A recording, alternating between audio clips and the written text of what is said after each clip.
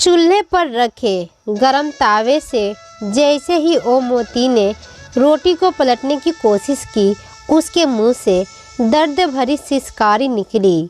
उंगलियां रोटी के बजाय तावे से छू गई थी। ओमोती ने जल्दी से उंगलियों को पानी में डुबोकर जलन कम करने की कोशिश की। इतने में तावे पर रोटी भी जल गई। बेवश ओमोती ने गुस्से में अपनी लाठी उठाई और चूल्हे को तोड़कर आंगन में बिछी चारपाई पर पसर गई।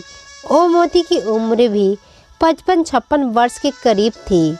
उसका पति जयपाल एक छोटा किसान था। आर्थिक तंगी ज़्यादा होने की वजह से वह परिवार चलाने के लिए मजदूरी भी किया करता था। दुर्भाग्यवश 15 साल पहले मिट्टी से भरी ट्रॉली में दबने से जयपाल की मौत हो गई थी। अब घर की जिम्मेदारी 20 वर्ष के बेटे सुंदर पर आ गई। 1.25 एकड़ जमीन और मजदूरी करके माँ और 3 बहनों का भरण पोषण किया। तीनों बहनों की शादी करने में वह जमीन भी जाती रही। जिम्मेदारियों को निभाते निभाते सुंदर अब 34 वर्ष का हो गया, पता ही नहीं चला। ओमोती ने नाते रिश्तेदारों में सुंदर के रिश्ते की बात चलाई, मगर उम्र और गरीबी को देखकर सबने कनी काट ली। समाज वाले कहने लगे, भाई जमीन तो है नहीं, उम्र भी 35 की होने को है, ऐसे में कौन देगा अपनी बेटी। ओमोती को आंखों से दिखना कम हो गया था और हाथ पैर भी कब तक साथ देंगे। ओमोती अपनी उंगलियों के पैरों को सहलाते हुए फिर से उठी और लाठी के सहारे चलकर चूल्हे के पास बैठी। वह बड़बड़ाई, कमबख्त मौत भी नहीं आती, रोज़ रोज़ मरने से अच्छा है एक दिन मर जाऊं। चूल्हे के पास बिछे पतरे पर बैठकर तावे से जली रोटी हटाई, फिर से रोटियां बनाने लगी।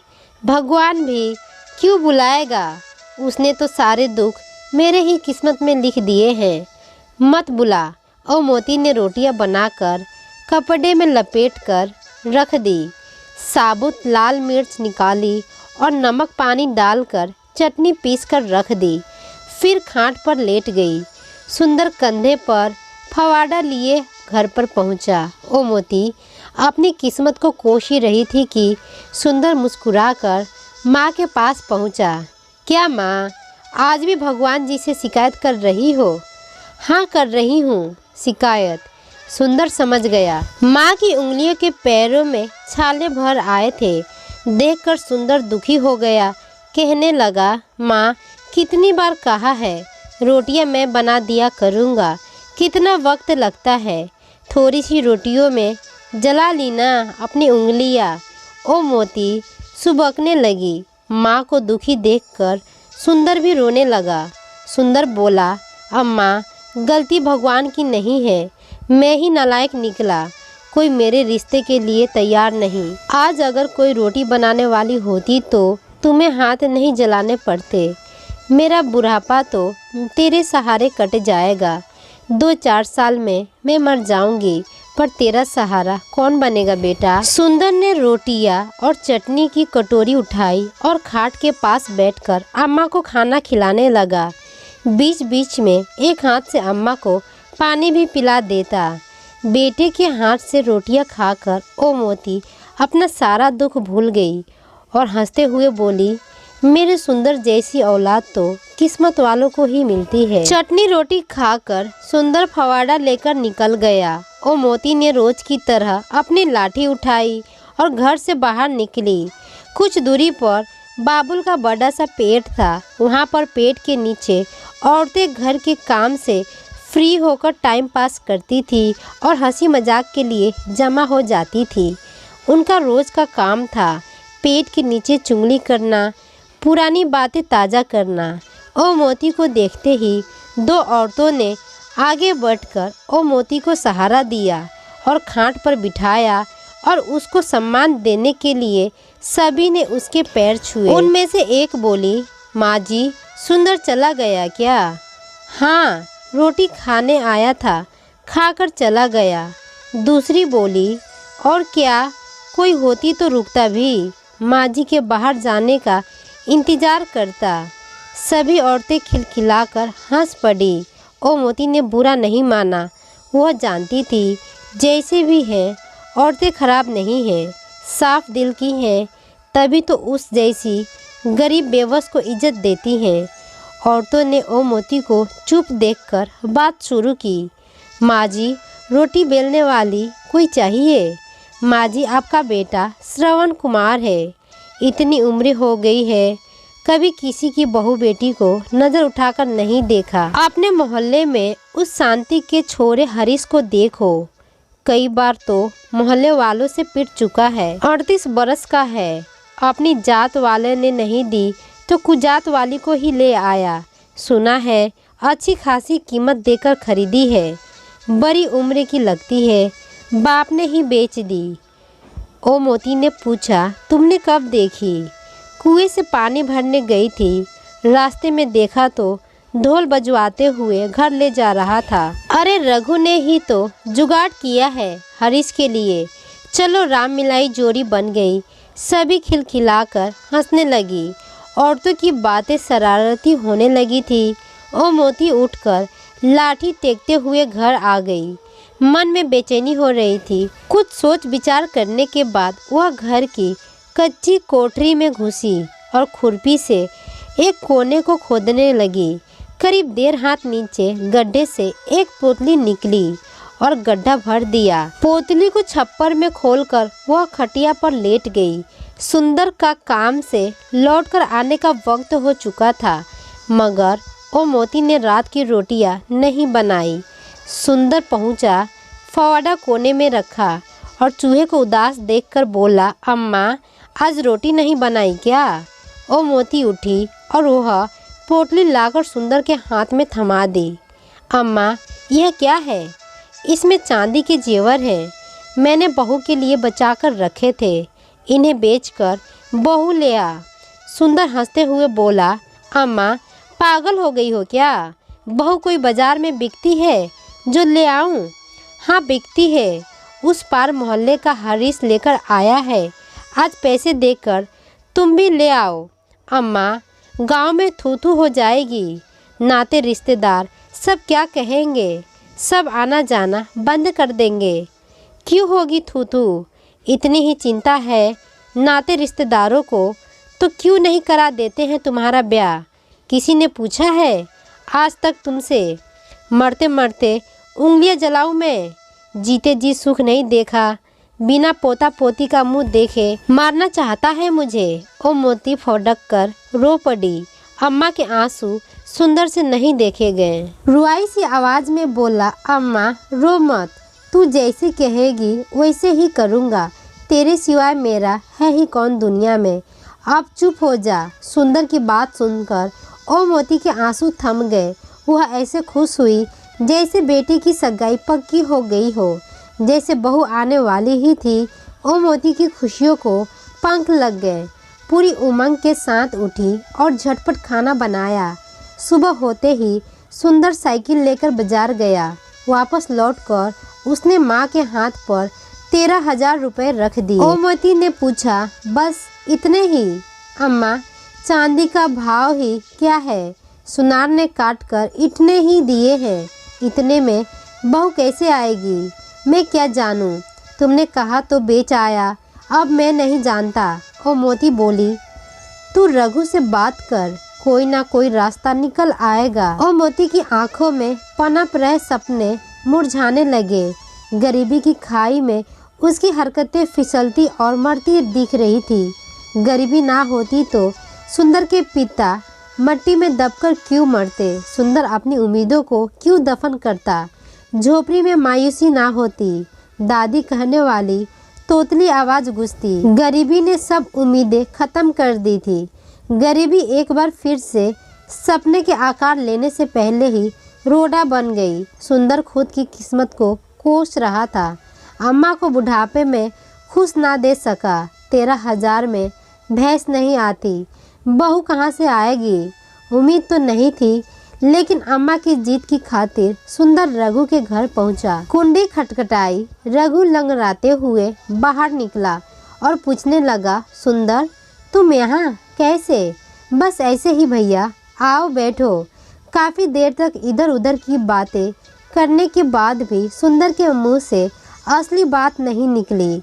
रघु ने मसला भाप लिया, बोला, सुंदर तुम्हारे ब्याह का क्या हुआ, कुछ बात बनी? नहीं भैया, इसी आस से आपके पास आया हूँ। मतलब? भैया, जैसे हरीश को औरत दिलाई वैसे मुझ पर मेहरबानी कर देते। रघु को झटका लगा। वह गुस्से से बोला, सुंदर तुम क्या समझते हो मुझे? मैं औरतों की दलाली करता हूँ क्या? अरे नहीं भैया, मुझ पर यह पाप ना लगाओ। किसी का घर बसाना पुण्य का काम है। स्वार्थ की दुनिया में आप भगवान से कम नहीं है। भगवान से तुलना होते ही रघु का गुस्सा हवा हो गया। वह गर्व के साथ बोला, वह सब ठीक है सुंदर, पर कोई बाप अपनी बेटी यूं ही नहीं देता। उसकी 10 मजबूरी और बेबसी होती है, उसके बदले पैसा लेता है। कितने पैसे लगेगा भैया? अब यह तो वही बता सकता है कितने लगेगा, 40,000 या 50,000। भैया, मेरे पास इतने पैसे कहाँ हैं? सोचा था तुम्हारी कृपा से घर बस जाएगा। कितने हैं तुम्हारे पास? मेरी हालत आपसे छुपी थोड़ी है। 10,000 है। देखो सुंदर, अम्मा के बुढ़ापे की खातिर मैं किराए विराए का खर्चा छोड़ भी देता हूँ तो 25,000 से कम में बात नहीं बनेगी। सोच लो भैया, अम्मा की खुशी की खातिर ही तो बहू चाहिए। मरते मरते अच्छे दिन देख लेगी। रघु कुछ देर मौन रहने के बाद सोचकर बोला, अम्मा की खुशी की बात है तो एक काम कर सकता हूँ। जिंदगी भर के लिए ना सही, कुछ सालों के लिए खरीद लो। 5 साल के लिए उधार दिला दूंगा। अम्मा इससे ज़्यादा जिएंगी नहीं।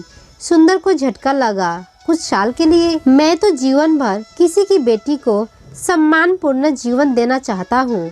सुंदर चिंता में डूब गया। फैसला कठिन था। मन तो हुआ कि मना कर दे, मगर तभी अम्मा के चेहरे पर तैरती मुस्कान याद आ गई। भैया, अगर मैं 5 साल बाद पूरा पैसा दे दूँ तो? फिर तुम्हारी। अगर नहीं दे पाए तो? वो रुकेगी नहीं। सोच लो। ठीक है भैया, पर अम्मा को मत बताना कि सिर्फ 5 साल के लिए, दुखी हो जाएगी। बात पक्की हो गई। दूसरे दिन सुंदर ने 10,000 रघु को दिए और रघु वादे के मुताबिक 10 दिन बाद 30-32 साल की औरत अपने घर ले आया। खबर पाकर सुंदर अम्मा के साथ रघु के घर पहुंचा। हाव भाव से मजबूर और सहमी सी नजर आती थी। नाम था सरिता। अम्मा तो देखते ही निहाल हो गई। खूब प्यार किया। उसी शाम बढ़िया साड़ी, शॉल, सैंडल और सजने संवरने की चीज़ों का बॉक्स लेकर दे दिया। सुंदर दूल्हा बना और गाजे बाजे के साथ सरिता को दुल्हन बनाकर अपने घर ले आया। गांव में हल्ला मच गया और थू थू होने लगी। यहाँ तक कि सुंदर के गांव में बहिष्कार की ही बातें होने लगी। सबने सुंदर को कोसना शुरू कर दिया। पास पड़ोस के लोगों ने तो रिश्ता खत्म कर लिया। परंतु अम्मा के घर बरसों बाद खुशियाँ आई थी। उसके पैर जमीन पर नहीं पड़ते थे। सबसे बेखबर अम्मा की खुशी का ठिकाना नहीं था। दूसरे दिन से ही सरिता ने चूल्हा संभाल लिया था। जितना सोचा था सरिता उससे भी ज़्यादा अच्छी निकली। पानी भरकर लाती, कपड़े धोती और यहाँ तक कि सोने से पहले अम्मा के पैर दबाती थी। सरिता ने पूरे घर को बहुत अच्छे से स्वास्तिक कर दिया था। सरिता के आने से घर स्वर्ग बन गया था। कुल मिलाकर हर तरीके से सरिता सुशील धर्म पत्नी साबित हुई।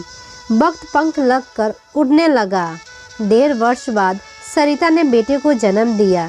सुंदर की सुनी जिंदगी में बाहर आ गई और अम्मा को खिलौना मिल गया था। अब तो अम्मा की रंगत ही बदल गई। दिन भर पोते के साथ खेलती और हंसते हुए कहती, अब तो इसका ब्याह देखकर ही मरूंगी। दुखों के सागर में खुशियों का टप्पू मिल गया। सुंदर मजदूरी से फुर्सत मिलते ही घर पहुंचता। सरिता कंधे से फवाड़ा लेकर रख देती, पानी भर देती, प्यार से खाना खिलाती। सुंदर बुरे दिन भूल गए। सरिता बोलती कम थी। बच्चे की उछल कूद ने घर को खुशियों का आंगन बना दिया था।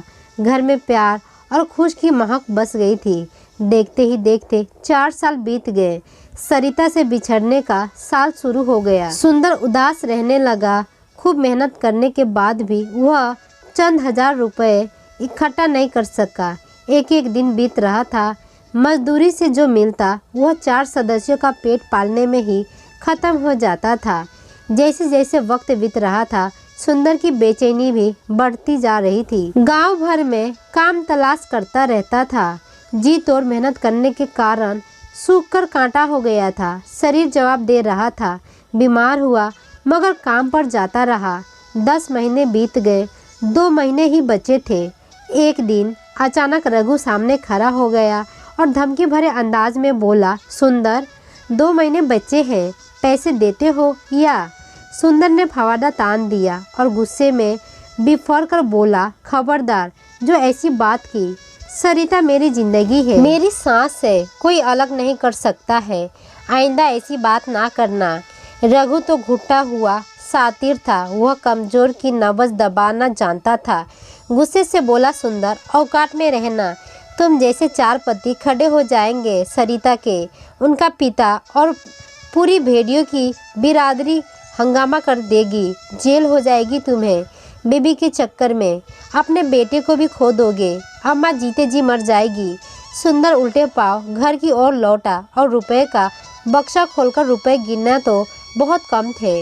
रघु अब 30,000 मांगने लगा था। सुंदर फूट फूट कर रोने लगा। आवाज़ सुनकर अम्मा और सरिता दौड़ी आई। पूछने लगी, क्या हुआ सुंदर? सुंदर रोए जा रहा था। सरिता एक तरफ खड़ी होकर देख रही थी, हमेशा की तरह खामोश, चिंतित और सहमी हुई। सरिता ने सुंदर के चेहरे पर उभरे हुए दर्द को महसूस कर लिया। सुंदर ने सरिता की भीगी हुई आंखों को देखा। अम्मा माजरा समझ न पाई। दुख और बेचैनी में सुबह से शाम हो गई। उम्मीद की कोई किरण नजर नहीं आई। सुंदर रोते रोते सो गया। अचानक आधी रात में सोते सोते सुंदर चीखने लगा, रुक जाओ, मेरी सरिता को मत लेकर जाओ, मैं इसके बिना जिंदा नहीं रह सकता। हड़बड़ाकर सरिता उठी। अम्मा दौड़ी आई। बच्चा सहम गया। अम्मा बोली, क्या हुआ बहू, ये चीख क्यों रहा है? सरिता हमेशा की तरह खामोश, बेचैन और चिंतित थी। अम्मा इन सब बातों से अनजान थी, नहीं समझ सकी। अब सिर्फ 3 दिन बाकी थे। सुंदर ने किस्मत के आगे हार मान ली थी। उसकी हालात पागलों जैसी हो गई थी। बस एक खट अपनी सरिता को घूरता रहता था। सरिता सुंदर से नजरें चुराकर खुद को व्यस्त रखती थी। बिछड़ने की बेला आ पहुंची। आज आखिरी शाम थी। सुंदर ने 3 दिन से मुंह में निवाला तक नहीं लिया था। सरिता ने अम्मा के काफ़ी देर तक पैर दबाए। बेटे को सीने से लगाकर खूब प्यार किया। बेटे को अम्मा के पास लिटाकर सुंदर के पास पहुंची और सुंदर के सीने से लग गई। दोनों के आंसू रुकने का नाम नहीं ले रहे थे। सरिता पहली दफ़ा फूट पड़ी और दोनों हाथों से कसकर सुंदर को पकड़कर बोली, मुझे बचा लीजिए, मैं तुम्हें छोड़कर नहीं जाना चाहती। मुझे अपने बेटे और अम्मा से अलग मत होने दो। दोनों फुट फुट कर रोए। रोते रोते सुबह हो गई। पंछियों की मधुर आवाज़ फिजाओं में गूंजी। सुंदर ने सरिता का हाथ पकड़कर कहा, तुम्हें मुझसे कोई अलग नहीं कर सकता, भगवान भी नहीं। इतना कहकर सुबह 5 बजे ही बाहर निकल गया। सरिता की हालत बिल्कुल ऐसी सुहागन की थी जिसे कुछ देर में विधवा का आभास हो चुका था। उसे एहसास था कि शाम को किसी भी वक्त उसकी विदाई हो जाएगी और उसे सुंदर से अलग कर दिया जाएगा।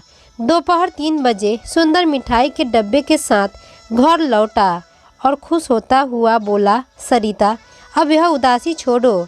अब कोई तुम्हें मुझसे, मेरे बच्चे से अलग नहीं कर सकता है। रघु के मुंह पर पूरी रकम मार कर आया हूँ। इतने पैसे? हाँ, अब कोई चिंता नहीं। खुद को 2 साल के लिए गिरवी रख दिया मैंने। पहलवान चौधरी के यहाँ 32,000 में 2 साल मजदूरी करूँगा, सुंदर ने खुश होते हुए बताया। सरिता सिहर गई। यह तुमने क्या किया?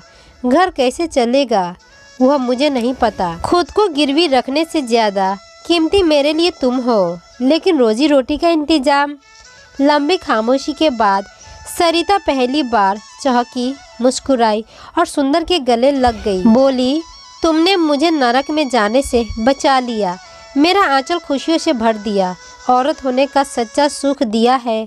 मेरी उद्धार की खुशियों के लिए तुमने खुद को गिरवी रखा, अब तुम्हें मुक्ति दिलाने का हक मुझे दे दो। और सरिता ने सुंदर का फवाड़ा अब अपने कंधे पर रख लिया। आपको यह कहानी कैसी लगी कमेंट कर हमें ज़रूर बताएं। इसी तरह की अच्छी कहानियाँ आप यहाँ पढ़ सकते हैं।